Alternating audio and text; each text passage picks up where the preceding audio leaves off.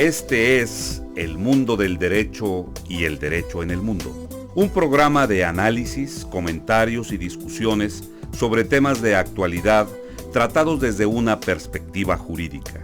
Y ahora con ustedes, el doctor Carlos Gabuardi. Bienvenidos a su programa El Mundo del Derecho y el Derecho en el Mundo.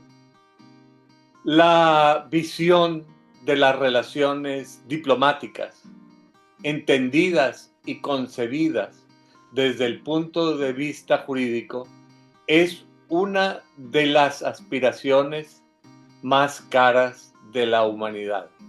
Normalmente las relaciones entre los pueblos se solucionaban a través de soluciones de fuerza, y el derecho ha venido a sembrar esta situación o semilla de concordia entre las naciones.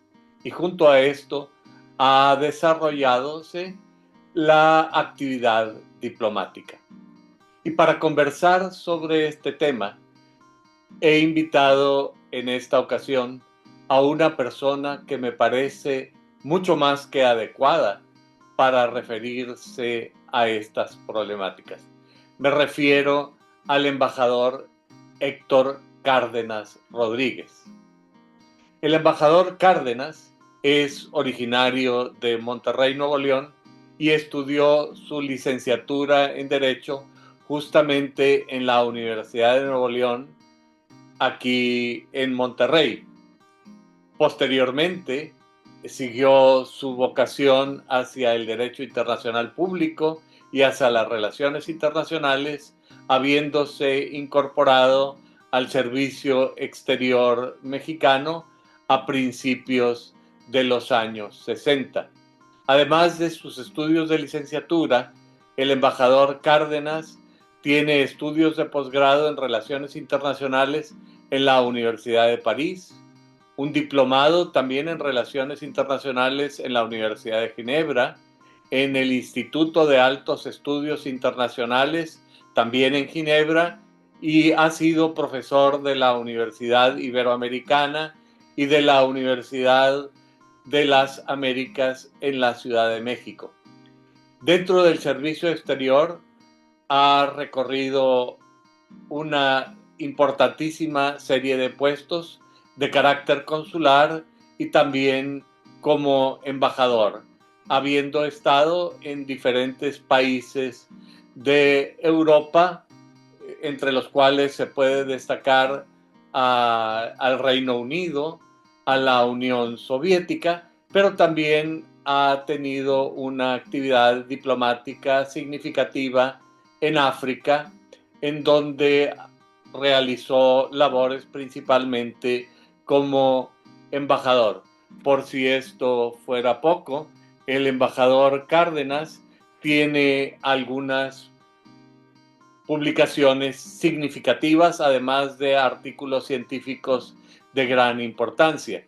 Entre sus publicaciones se puede destacar las relaciones soviético-mexicanas, que publicó el Fondo de Cultura Económica, las repúblicas caucásicas de Asia Central y algunas otras significativas publicaciones referidas a las relaciones de México con respecto a la cuenca del Pacífico, y desde luego, siguiendo su vocación diplomática, ha estudiado particularmente la vida de nuestro insigne diplomático, don Emilio Rabasa.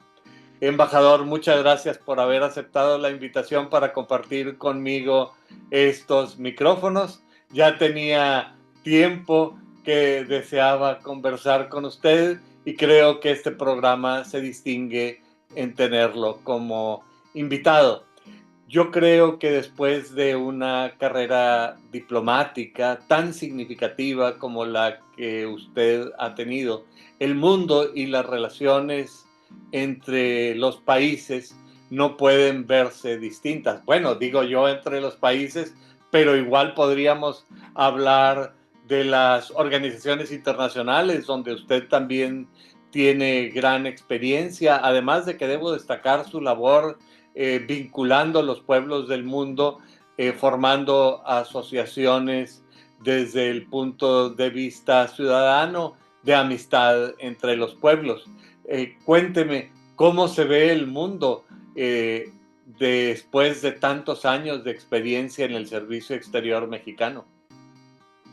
En primer lugar, quisiera agradecerle la invitación y decirle que me siento muy honrado de estar en este foro tan interesante, sobre todo porque se trata del el papel que desempeña el derecho en la vida de los hombres y de los pueblos. Entonces estoy muy agradecido y me siento muy honrado, y además esto está en mi tierra natal que tanto quiero y tanto admiro, ¿verdad? Eso es algo para mí sumamente importante. Pues mire, yo creo que el mundo ha transitado desde el punto de vista diplomático y a través de las relaciones internacionales a un estadio en el que ha progresado muchísimo. Es decir, en el siglo anterior, el siglo pasado, pues se crearon dos de las organizaciones internacionales más importantes que ha conocido la humanidad, que son primeramente la Sociedad de Naciones, después de la Primera Guerra Mundial, y después, cuando termina la Segunda Guerra Mundial, para crear un nuevo orden mundial internacional, pues se creó la Organización de las Naciones Unidas, que no solamente se dedica a resolver conflictos, sino que participa en muchos de los problemas que enfrenta la humanidad, como por ejemplo las grandes agencias especializadas como Claro. como UNCTAD, como la Organización Mundial de Comercio, como la Organización Mundial de la Salud, etcétera, que han funcionado extraordinariamente. Tenemos, por ejemplo, que sabemos que podría mejorarse el funcionamiento de las Naciones Unidas, porque existe todavía, prevalece los 5 países que tienen un veto a las decisiones del Consejo de Seguridad, y que de alguna manera pues están los intereses de por medio, políticos, geopolíticos, que a veces no permiten que las soluciones sean rápidas, ¿verdad? Claro. Entonces, se han extendido, por lo tanto, también las relaciones entre los pueblos. Es decir, ya no son aquellas épocas en que dominaban los imperios y se ejerció un proceso de descolonización que permitió a muchas naciones, a muchos pueblos, obtener su soberanía y su independencia. Ahora, en un momento determinado, se cuestiona con frecuencia el rol del derecho internacional en la convivencia entre las naciones y la búsqueda de la paz. ¿Qué me puede usted comentar sobre el rol del derecho internacional en la vida internacional? Bueno, yo creo que las relaciones, a partir precisamente de la creación de las Naciones Unidas, del organismo de las Naciones Unidas, pues la mayoría de los países, gran parte de los países, eh, actúan internacionalmente conforme a ciertos principios universales que son los que rigen el comportamiento de las naciones en el ámbito internacional, como son el respeto a la soberanía de los pueblos, a la no intervención en los asuntos domésticos de las naciones, a, a tratar de asegurar la paz y la seguridad mundial, etcétera. Entonces, se han creado también organizaciones, existen organizaciones muy importantes. El de la Corte Internacional de Derecho, pues es fundamental para reglamentar, ¿verdad? Y igualmente la Corte Penal. Claro, no todos los países han suscrito su adhesión a estos organismos, pero no podemos negar que tienen un papel significativo, y lo han demostrado en casos como el de Yugoslavia, por ejemplo. Bueno, recordemos que hace unos años, pues, la Corte Penal Internacional tuvo un papel determinante en llevar a la justicia aquellos líderes serbios pues, que propiciaron masacres tremendas en las repúblicas ahora. Sí, inclusive se les atribuían actos de genocidio. Claro que sí. Por ejemplo, una de las cosas importantes ha sido precisamente identificar el problema del genocidio, combatir las cosas terribles que ocurrieron durante la Segunda Guerra Mundial con la aplicación del genocidio de una manera concreta y absolutamente terrible como fue el Holocausto, ¿no? Entonces, Claro. todas cuestiones han llevado también a determinar las fronteras de los países, que eso ha sido el proceso de descolonización. Fue muy importante porque ahí interviene de manera directa el derecho internacional, ¿verdad? Porque Claro. recordemos que cuando se disuelven los imperios, como fue el caso del Imperio Otomano, pues es cuando tienen que aplicarse algunas reglas que solamente a través del derecho se pueden hacer, como fue pues la creación de los nuevos estados que surgieron cuando se disolvió el Imperio Otomano.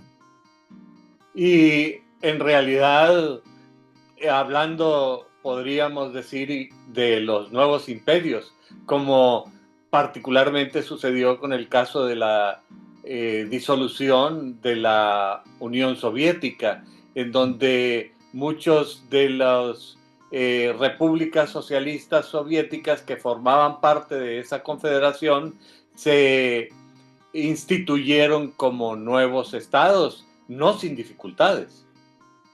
Sí, es un proceso muy interesante porque realmente la revolución soviética, la revolución rusa del 17, tenía como principal objetivo, bueno, el principal objetivo era acabar con las clases sociales, es decir, la división que existía, pero era también terminar con el imperio zarista. Pero eso no ocurrió, porque realmente la Unión Soviética fue una heredera del imperio y sometió a las naciones que formaban parte del imperio, pues bajo un nuevo estado, ¿verdad? Esto no fue Cambiaron realmente las personas, pero no la actitud. exactamente, y además hubo hasta un cambio fundamental en el sentido de que Lenin, el padre de la revolución soviética, de quería terminar con el imperio zarista y propuso que que aquellas naciones que formaban parte del mismo pudieran acceder a su independencia. Pero esto no funcionó, porque Stalin revirtió esta posición y dijo, no, estas nacionalidades siguen siendo parte de Rusia, ¿verdad? O forman un estado multinacional, que fue lo que ocurrió, ¿verdad? Entonces, ahí tenemos uno de los ejemplos más importantes, que es el de Ucrania, ¿verdad? Que Ucrania ha sido un país, pues, que ha sufrido las grandes vejaciones por parte de Rusia, y no nomás de Rusia, sino que yo creo que ahí, para conocer el problema en el que se enfrenta actualmente Ucrania, es necesario conocer su historia. Es necesario ver cuál ha sido el papel de este país, de esta nación, a través de la historia, debido a su geografía, a su posición estratégica, y por eso ha estado siempre en la mira de los imperios que la han tratado de avasallar.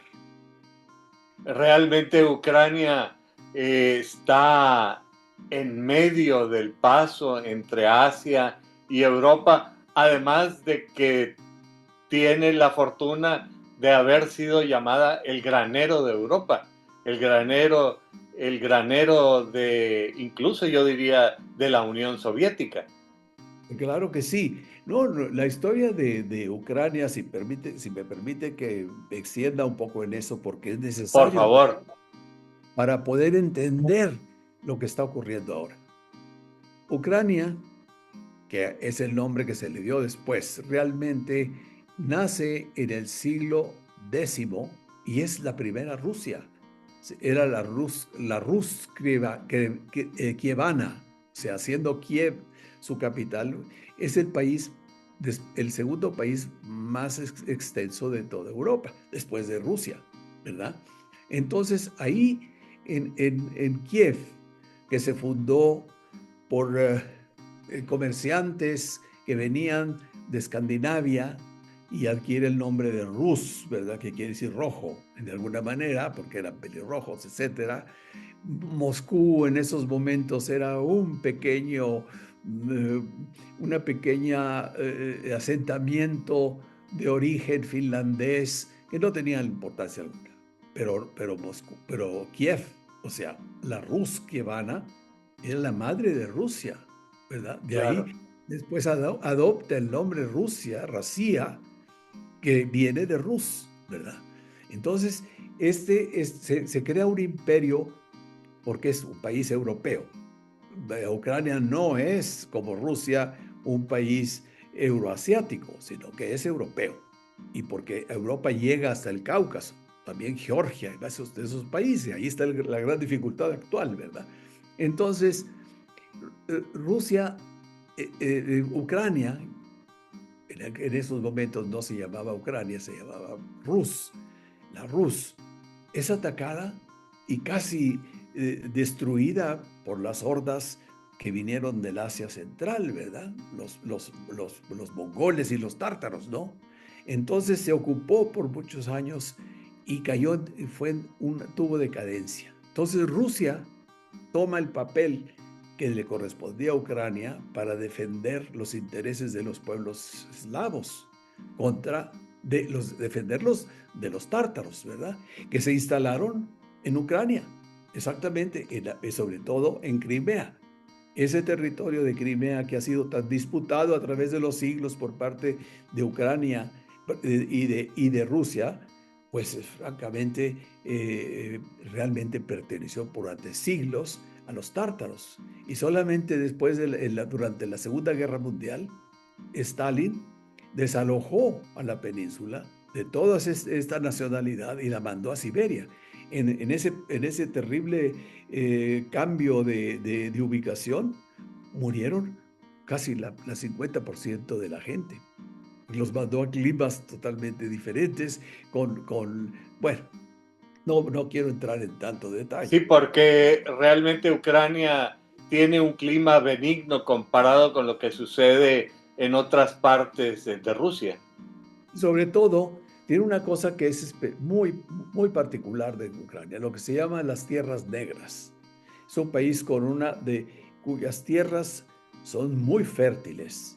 Luego, desde luego, tiene las costas en el Mar Negro, que ha sido pues uno eh, de las zonas más disputadas en la historia. Y luego, no solamente eso, sino fue vecino y ha sido vecino de otros países que en el pasado pues, tuvieron una gran importancia, como fue la Federación Polaco-Lituana, que mucha Claro. gente no conoce su existencia, pero en el siglo XVII era una gran potencia. De Y que Rusia, hoy día se vuelve a hablar de, de estos ánimos de reconstrucción federativo, ¿verdad? desde luego. Claro, ahorita ya son países independientes, pero en aquella época eran los países bálticos, Bielorrusia y Ucrania y parte de Hungría. Y por otra parte estaba el Imperio Austrohúngaro, que disputaba y tenía soberanía, hegemonía sobre una parte de Ucrania. Entonces, no solamente esto, los otomanos, es decir, los turcos también tenían un interés y estuvieron en guerra contra Ucrania, de donde son los cosacos, ¿verdad? Grandes guerreros y que han participado de una manera fundamental en la historia de Rusia, ¿verdad? Sí, claro. Entonces, después de la revolución, durante la revolución, Ucrania se quiso desprender de Rusia. Es más, durante la guerra civil, que fue una guerra terrible, pues, donde murieron millones de personas, en la que se enfrentaron pues, los rusos contra los ucranios, contra todo, Ucrania representó un papel muy importante y había una idea de obtener había una aspiración de obtener su soberanía y de convertirse en un Estado libre e independiente de Rusia. Pero jugaron ahí un papel muy importante la ideología. Hubo grupos que estaban con los rojos, o sea, con el ejército rojo, con las ideas comunistas, y había otros que estaban más inclinados a una democracia occidental por sus nexos históricos que tenían, pues desde luego con el imperio austrohúngaro, con los lituanos y con Francia, ¿verdad? Entonces, esto se sofoca y llega después Stalin, cuando llega Stalin al poder, por alguna razón que desconocemos, tenía una especial enemistad con Ucrania. Y entonces provoca en los primeros años de la década de los 30 una de las hambrunas más terribles que han existido en el mundo. Qué Murieron contradicción, ¿verdad? Hambruna en el granero. en el granero porque precisamente una política equivocada, porque quiso industrializar el campo a base del sacrificio de los campesinos ucranios y de la gente que tenía ciertas propiedades y cuando pasaban que producían hasta cierto límite se les llamaba kulaks y aunque no todos lo fueran, aunque no todos fueran ricos, era un apelativo que se les dio por decir que tenían más que los demás y entonces eso provocó una hembrana en la que les digo murieron casi 15 millones de personas, que se ocultó del mundo, ¿verdad? Y solamente se dio a conocer durante el gobierno de Khrushchev, porque él era parte ucraniano. Él había sido el presidente, o más bien el secretario general del Partido Comunista en Ucrania. Entonces cuando Khrushchev llega al poder, ¿qué es lo que ocurre? Él quiere de alguna manera reivindicar a Ucrania de lo que había ocurrido. Y entonces, además de que el conflicto personal de Khrushchev con Stalin ameritaba realzar todo lo que Stalin había echado por la borda. Exactamente. Y entonces, ¿qué es lo que hace? Un tratado en el que le cede Crimea a Ucrania. En esas épocas, Crimea era parte de Rusia. Y entonces Khrushchev la entrega a Ucrania, que era una de las repúblicas, la más importante después de Rusia, ¿verdad? Las repúblicas soviéticas. Claro. Durante todo este periodo, como la dirigencia soviética estaba consciente de las riquezas, del potencial económico de Ucrania, pusieron gran parte de la infraestructura en ese país. Entonces, el potencial económico, yo diría también el potencial humano, porque grandes personalidades tienen un origen ucraniano. Desde luego, una de las cosas, quiero hacer un paréntesis en esto, cuando Putin decide, en primer lugar, en 2014, ¿verdad? Cuando invade y se apodera de Crimea, pues sus argumentos eran, pues, muy extraños y que no tenían razón de ser. Y peor, hace casi 3 años, cuando invade, diciendo que es una operación quirúrgica desde el punto de vista militar, dice que porque Ucrania no tiene una identidad nacional, cosa que es absurda, porque Ucrania tuvo instituciones culturales, políticas y todo, antes que Rusia. Entonces, claro. y como usted lo dice, hay gente, bueno, Gogol, por ejemplo, algunos de los grandes músicos, los poetas, ¿no? eran de origen ucranio, ¿verdad? Que claro, no se distinguía tanto porque existe porque los reclamaba la Unión Soviética como propios. Que no, y no, porque además, eso es innegable, existe una comunidad social y muy importante entre rusos y ucranios. No hay familia ucrania que no tenga alguien ruso en Rusia, etcétera. Entonces, es innegable que existe una comunión entre los dos países, ¿verdad? Pero entonces, ¿qué es lo que dice Putin? Son nazis.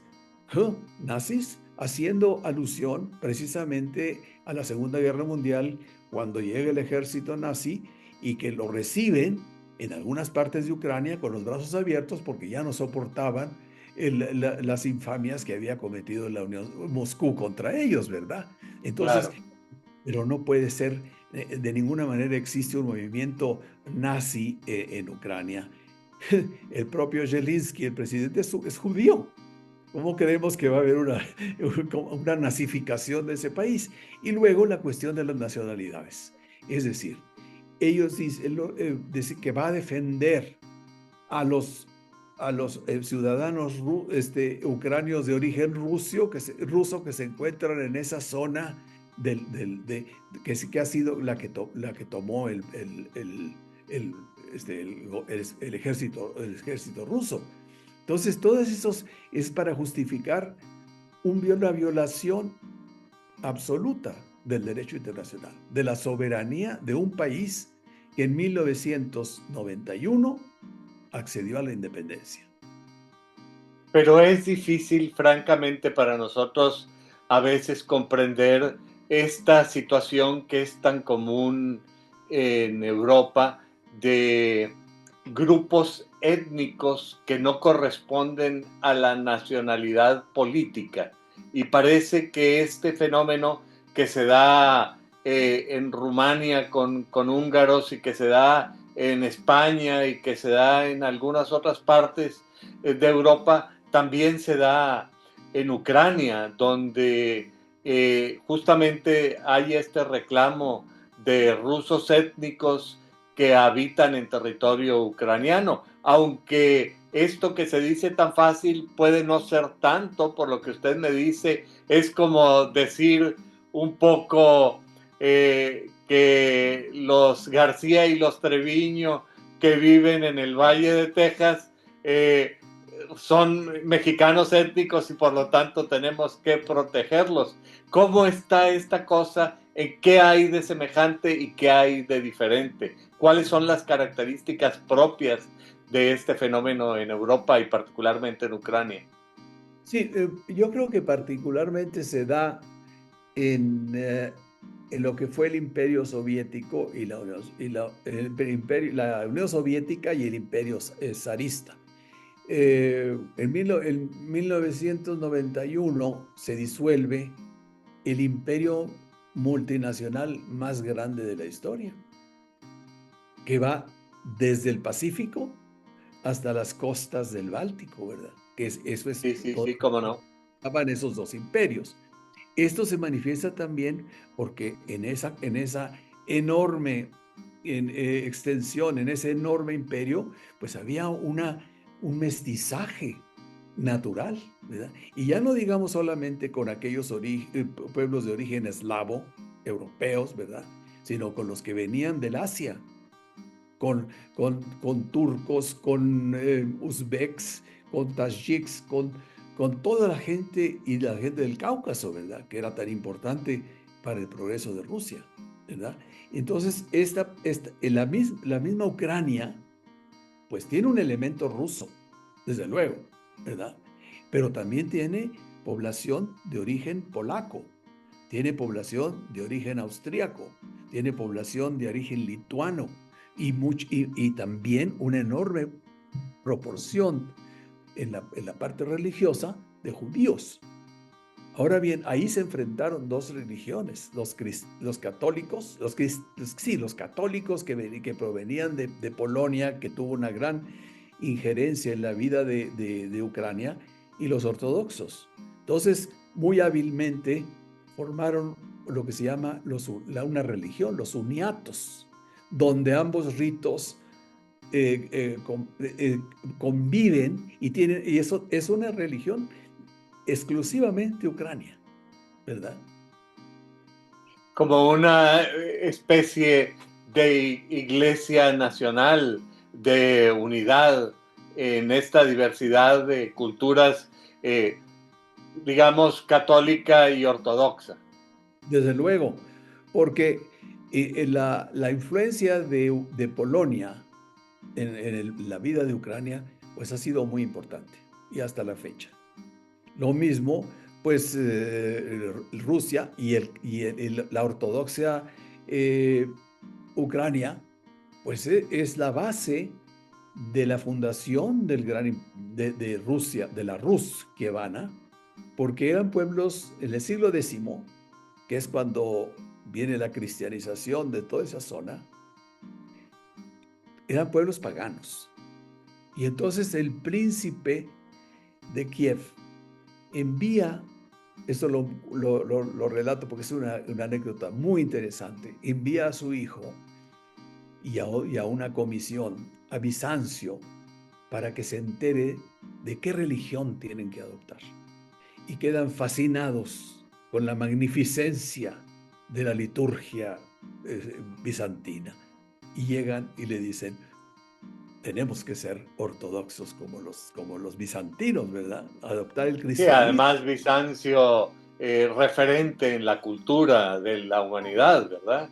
Desde luego. Entonces, ahí empieza realmente digamos, el cristianismo y no nomás eso, sino que llegan Metodio y Cirilo, que eran dos monjes, y son los que crean el alfabeto cirílico, que no lo tenían, que está inspirado en el griego.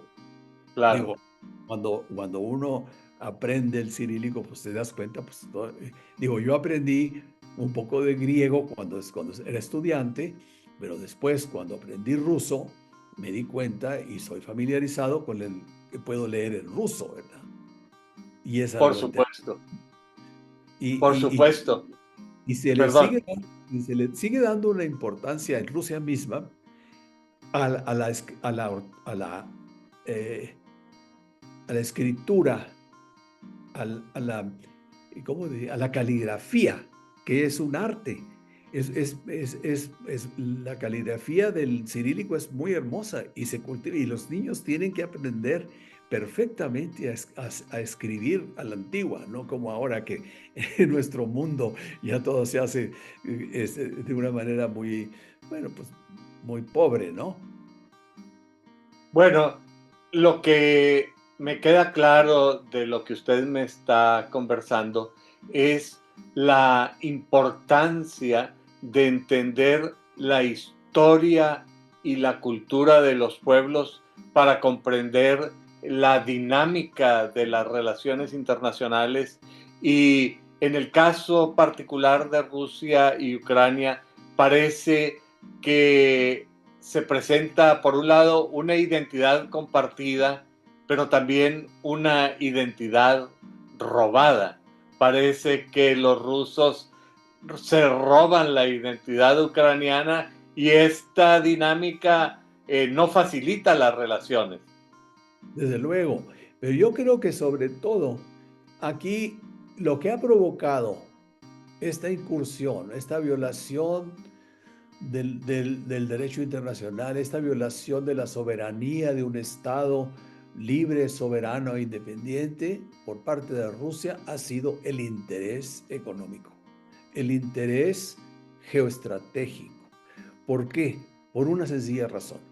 Durante la época soviética, gran parte de la infraestructura de la que gozó esa entidad estaba en Ucrania. Las vías de comunicación son magníficas.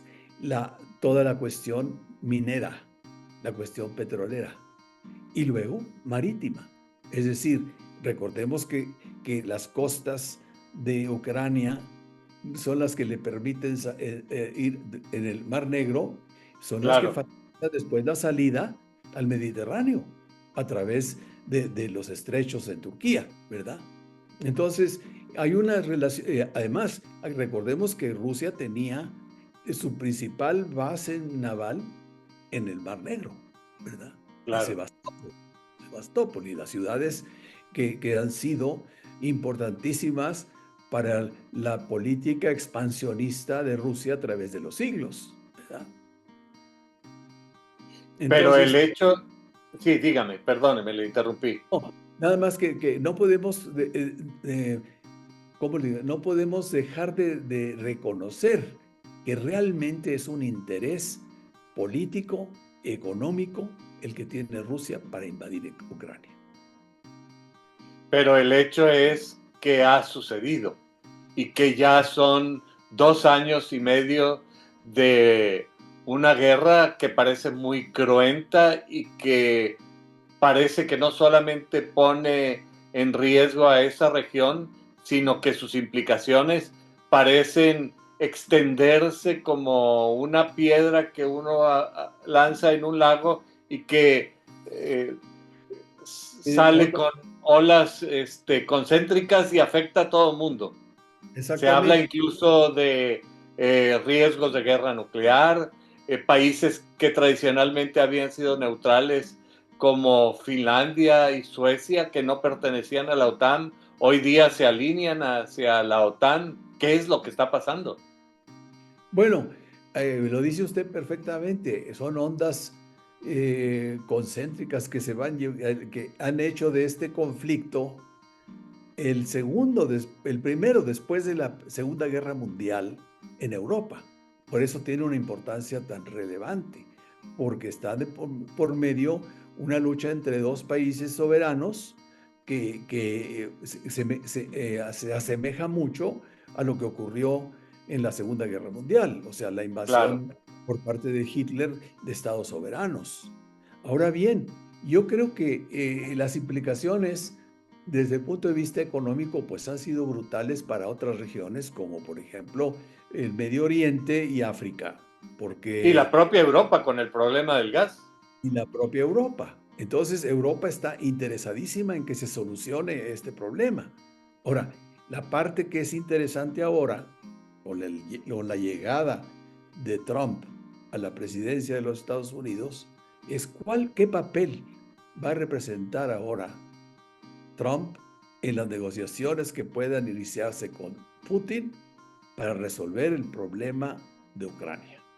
Y esa es una de las cuestiones creo que más importantes del momento y que reflejan eh, pues una voluntad también por parte del presidente Zelensky de iniciar negociaciones, aunque esto en algún momento, como se ha planteado, implique la pérdida de parte de su territorio.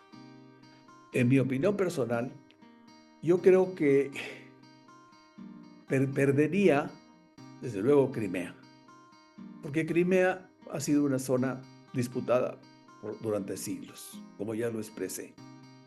La otra parte, el Donbass, toda esta parte en donde están los recursos económicos importantes, la minería, etcétera, esa es la parte que estaría a discusión. Claro que es muy difícil para el pueblo ucranio despojarse de su territorio, de parte de su Yo creo que territorio. para cualquier país pensar que le No, desprendan una parte de su territorio es un problema serio. es un problema muy, muy serio, sobre todo en países civilizados, en países pues que forman, por ejemplo, las aspiraciones que tiene de formar parte de la Unión Europea con todo derecho, ¿verdad? Y no ha podido hacerlo precisamente por la oposición de Rusia. Y hay que ver también cuál es la posición de Rusia, que eso es lo que no hemos tocado ahora. ¿Qué ocurre con Rusia? ¿Cuál es la preocupación más importante en política exterior del Estado ruso? Preservar sus fronteras. ¿Y por qué? Porque ha sido un país a través de la historia que ha sido invadido. Ha sido invadido por los mongoles, ha sido invadido por China en ciertos momentos, ha sido invadido por Suecia, por Lituania, por Polonia, por Francia y por Alemania. Entonces, yo que viví en Rusia, conozco un poco la mentalidad rusa.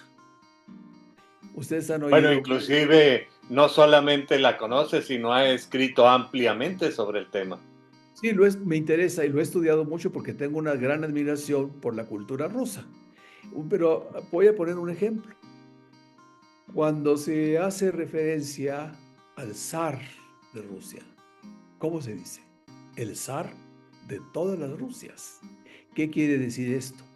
Que para los rusos, donde hay rusos es Rusia. Eso es algo importantísimo. Por eso ellos dicen que Ucrania es rusa, como es Bielorrusia. Bielorrusia también. Entonces, esa política de expansión, de llevar la cultura, la lengua, a todos hasta los confines del imperio, pues ha sido una de las políticas más importantes que ha tenido Rusia. Cuando sobrevino la revolución, se creyó que se iba a terminar esa gobernanza rusa que se basaba en 3 principios fundamentales para gobernarse: autocracia, ortodoxia y nacionalidad. Esos son los 3 principios y nunca terminaron, nunca dejaron de existir, porque eso se siguió aplicando hasta en los momentos más difíciles y de mayor lucha por acabar con las religiones durante la época soviética. Claro. Acordémonos que durante la Segunda Guerra Mundial sacaron los iconos delante del ejército para evocar no la Unión Soviética, sino la madre Rusia, ¿verdad?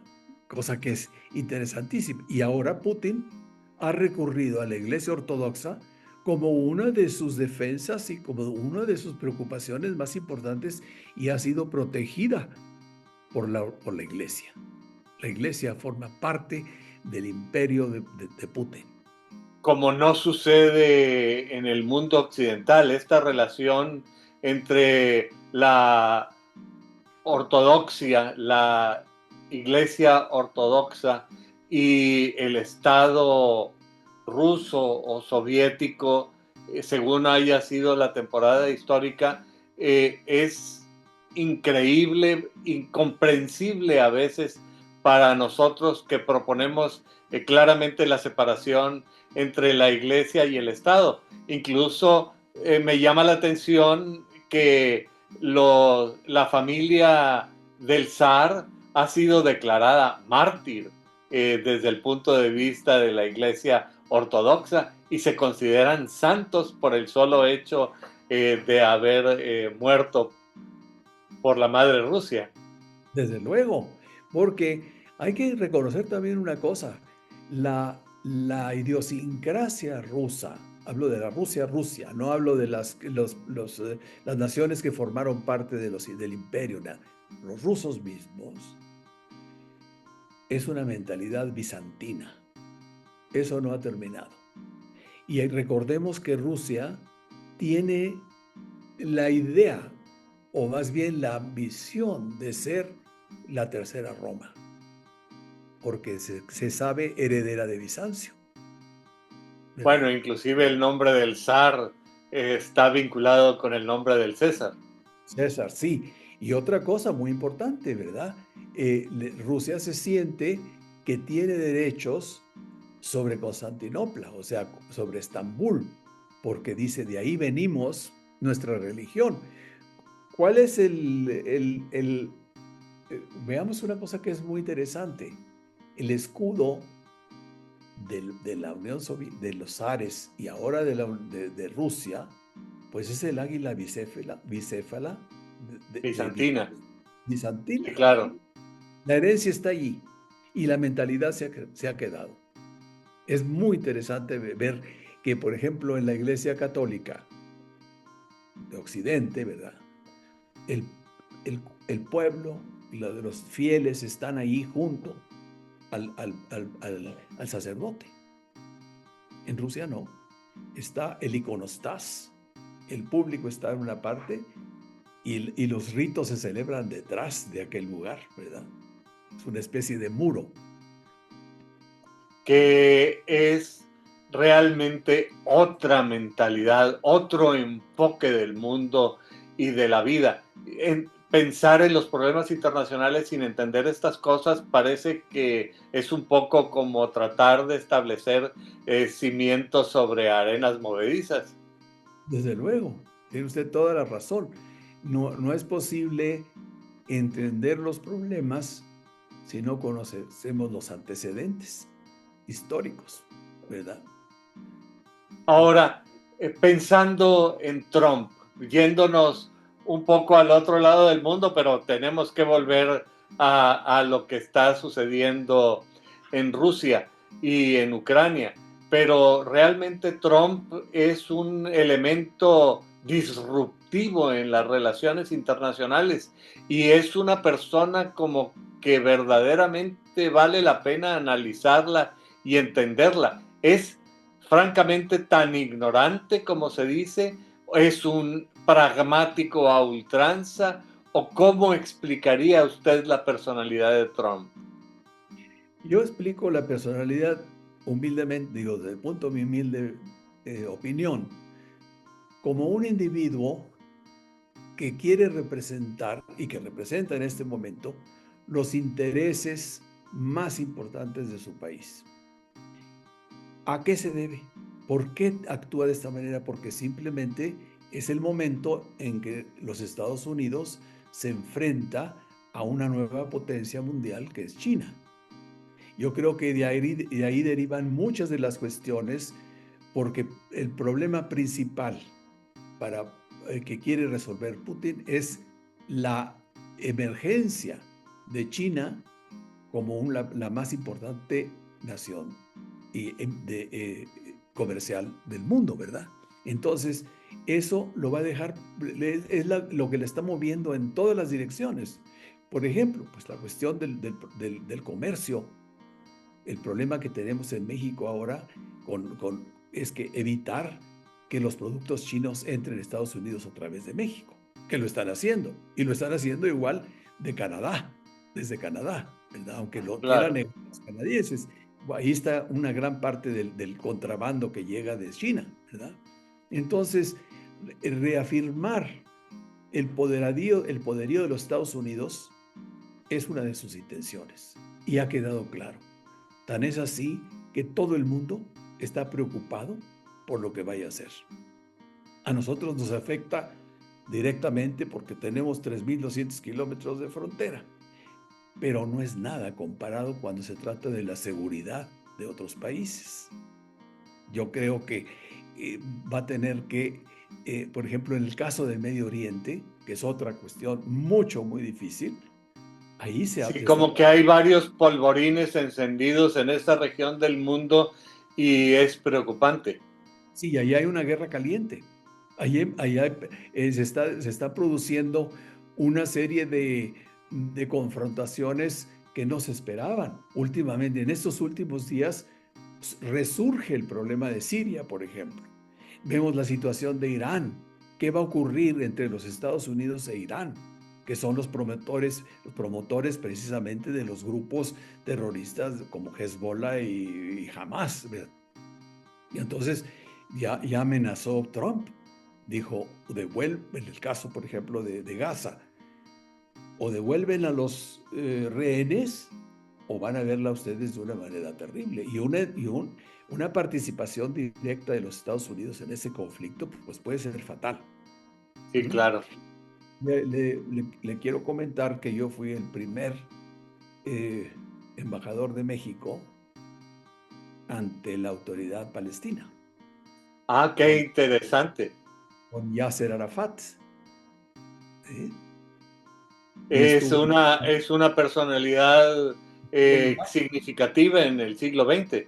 No, pues, claro que sí. Y lo conocí bastante bien. Fíjese qué interesante esta aportación suya con respecto al entendimiento del problema de Medio Oriente. Por el bien de México, espero que haya un comité de gente con su experiencia que esté aportando ideas, porque parece que las relaciones internacionales de México andan un poco al garete. Sí, yo creo que durante este sexenio, el sexenio que acaba de terminar, ¿verdad? pues fue trágico para la actividad Por internacional, decirlo menos, ¿verdad? decirlo menos. Hubo un desmantelamiento de nuestra tradición diplomática que es muy lamentable. No que hayamos sido tampoco una potencia mundial que decide cuya participación en los asuntos más importantes haya tenido cierta trascendencia. No, hay que reconocer, pero siempre estuvimos del lado de la ley, del derecho, que eso es muy importante. Y también muy respetuosos de los principios de conducción internacional que México mismo se había fijado. Y parece que esto desde el presidente Fox se empezó a tirar por la borda. ¿Por qué?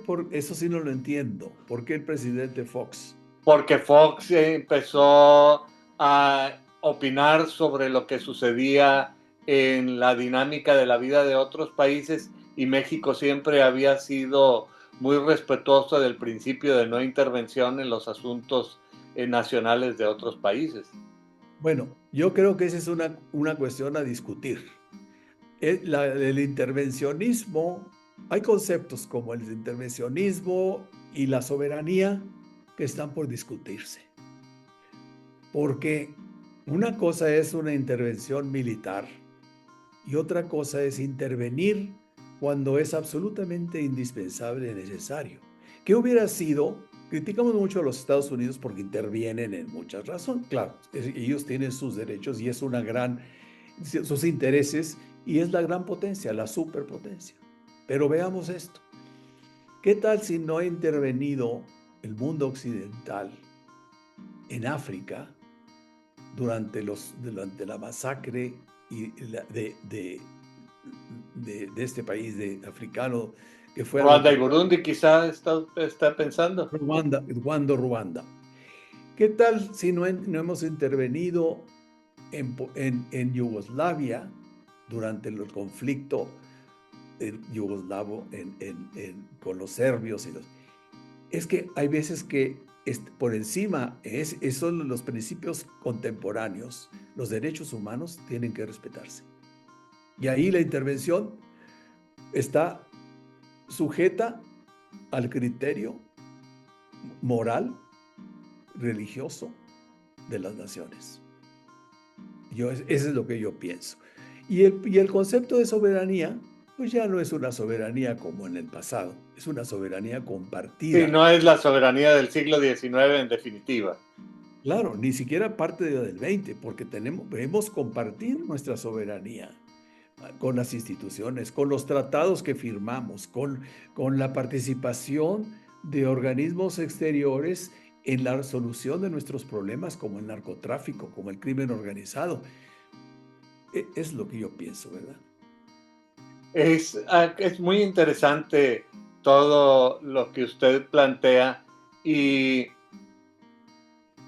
por un lado me muero de curiosidad por conocer su perspectiva respecto al problema de Ucrania, que fue el motivo por el que iniciamos nuestra conversación, pero por otro lado pienso en la situación de México, que me parece muy delicada. Si quizás me permita usted preguntarle un poco sobre México y las relaciones con Trump, porque es lo que tenemos más cercano, y luego me gustaría volver a Ucrania. Por un lado, también México coquetea con las relaciones con China, poniendo en riesgo su relación con los Estados Unidos, una situación de conflicto que me parece que hay que resolver. Y por otro lado, me gustaría discutir sobre México como centro de conversación del espionaje internacional que en definitiva ha existido desde la época de la Unión Soviética, y pues la Ciudad de México y el país mexicano era, digamos, la mesa de diálogo entre los estadounidenses y los soviéticos, y sepa Dios quién más vendría a platicar aquí con qué intereses. Pero, por ejemplo, toca que en los últimos años nos hemos llenado de rusas y de rusos que vienen de turismo aquí, que andan por todo el país haciendo chocolates en Aguascalientes de aquí y allá, y también estamos llenos de estadounidenses y todo el mundo aparece nuevamente en la escena internacional. México, en las épocas de los gobiernos actuales, está consciente de ese rol tan importante que ha jugado y que me parece que continúa jugando. Bueno, yo creo, para hablar de lo que nos espera dentro de poco, que es si acaso Trump cumple con sus promesas devastadoras respecto a nuestra relación, ¿verdad? Parece que sería nuestra segunda etapa de un destructor en el gobierno. Pero yo también creo que es necesario hacer un examen de conciencia. ¿Qué hemos hecho? ¿Cuáles han sido nuestros problemas? ¿Qué heredó la presidente actual de su predecesor? Un desorden mundial terrible, una falta de decisión sobre la identificación de nuestros intereses nacionales, en la indiferencia del pueblo mexicano hacia los asuntos internacionales, para la falta de una verdadera oposición en México que hubiera contrarrestado de una manera definitiva lo que hizo López Obrador. Eso es, vamos a tener que recapacitar, reconsiderar, arreglar nuestros propios asuntos internos para que no nos vengan de fuera a decir cómo lo tenemos que hacer. La cuestión migratoria la hemos dejado pasar sin importarnos. Ha sido terrible. Y el comportamiento del Instituto Mexicano de Migración ha sido verdaderamente fatal. Lamentable, ¿verdad? Lamentable. Acaba de renunciar finalmente el director de esto, ¿verdad?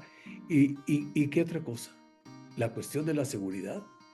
¿Qué hemos hecho realmente para restablecer un Estado seguro y que no esté intervenido por el crimen organizado?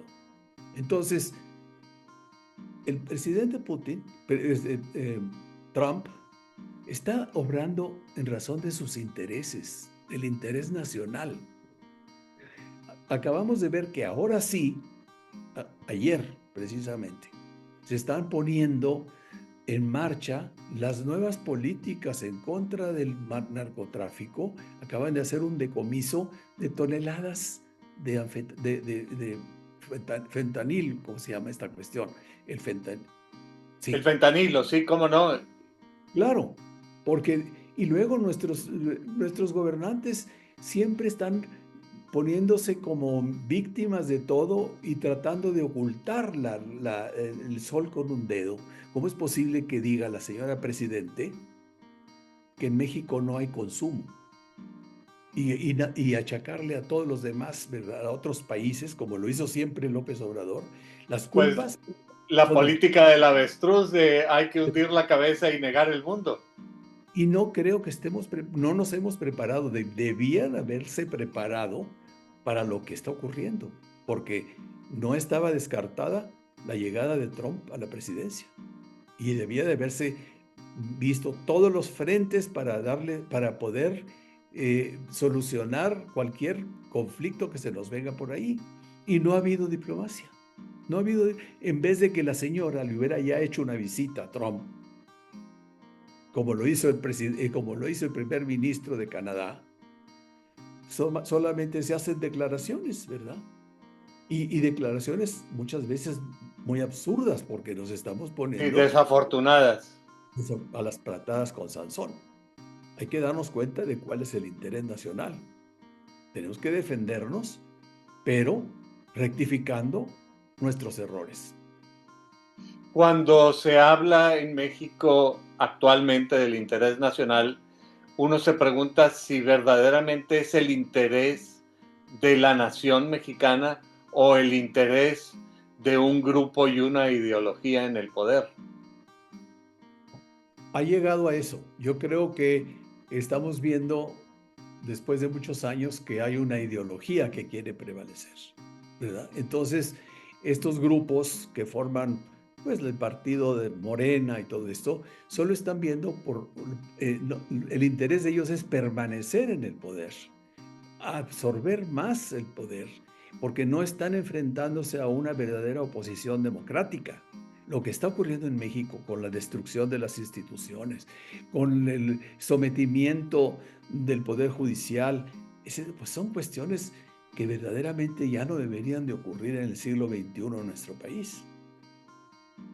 Y sin embargo se mueve. Sí, exactamente. Así es. Uno no pensaría que una situación como la que sucede en Ucrania podía pasar en el siglo XXI.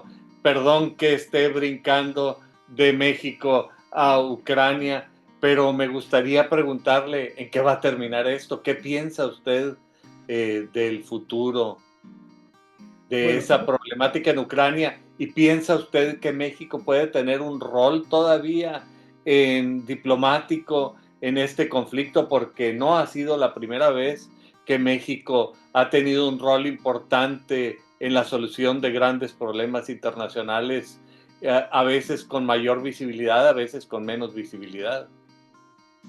bueno, yo en primer lugar creo que a partir del 20 de enero debe haber un cambio muy importante en el progreso de las negociaciones de paz para acabar con el conflicto, porque así le interesa a los Estados Unidos y a Europa. Europa principalmente, y ha presionado.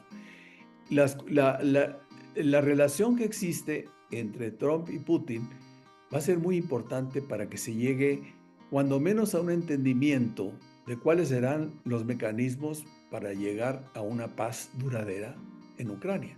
Desde luego que también interviene ahí la disposición del gobierno ucranio, porque no nada más es cuestión de que lo discutan entre dos países o más, ¿no? Ahí el presidente Zelensky, que ha tenido pues una actitud protagónica y extraordinaria en este conflicto, porque ha recurrido a todos los países del mundo, ha buscado el apoyo militar, el apoyo financiero, es muy importante. Ha habido ya dos reuniones en Ginebra, unas conferencias de paz. Desafortunadamente no han asistido ni Zelensky ni Putin. Entonces no puedes hablar más que de otras naciones que están tratando de buscar una solución.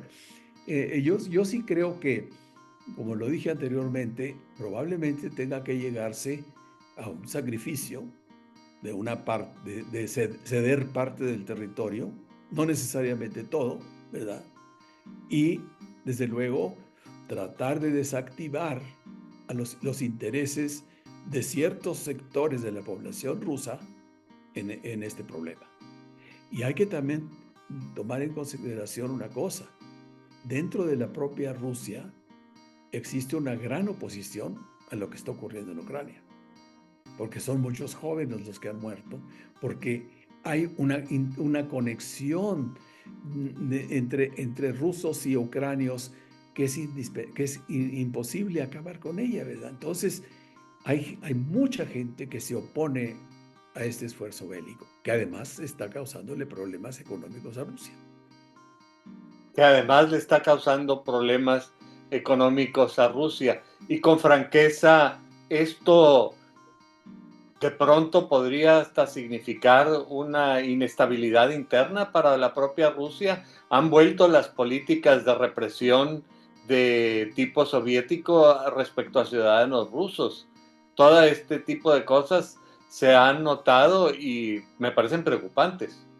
Sí, yo creo que hubo la esperanza de que vendría un sistema democrático después de la desaparición de la Unión Soviética. No ha ocurrido así porque han regresado pues a la gobernanza tradicional de Rusia. Rusia es un país muy difícil de entender, ¿verdad?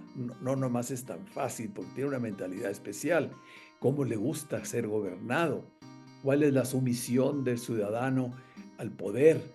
Que lo vemos desde la época desde zarista hasta la Unión Soviética.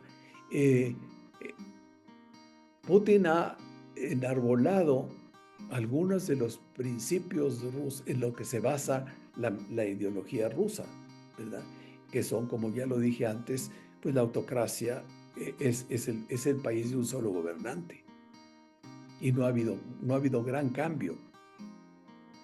Entonces, pues eso es lo que yo creo que va a influir mucho en cualquier decisión que se tome.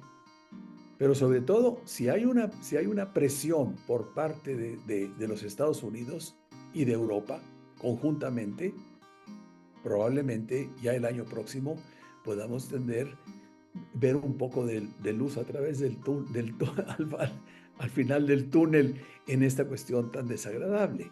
Ahora bien, por lo que toca a México, México ha tomado, sobre todo, pues esto ocurrió durante el sexenio de López Obrador, una posición ambigua, tímida, absolutamente irrespetuosa respecto a este conflicto, porque nunca se pronunció verdaderamente en contra de Rusia para reclamar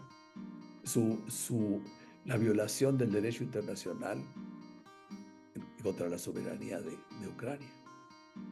No que esto me parece delicado. Hay otro tema que se me antoja, pero de pronto no quiero robar tanto su tiempo, pero usted dice Rusia es un difícil país de entender y esto lo dice alguien que tiene la experiencia y la vivencia de primera mano en relación a la Rusia y también que ha escrito abundantemente sobre el tema.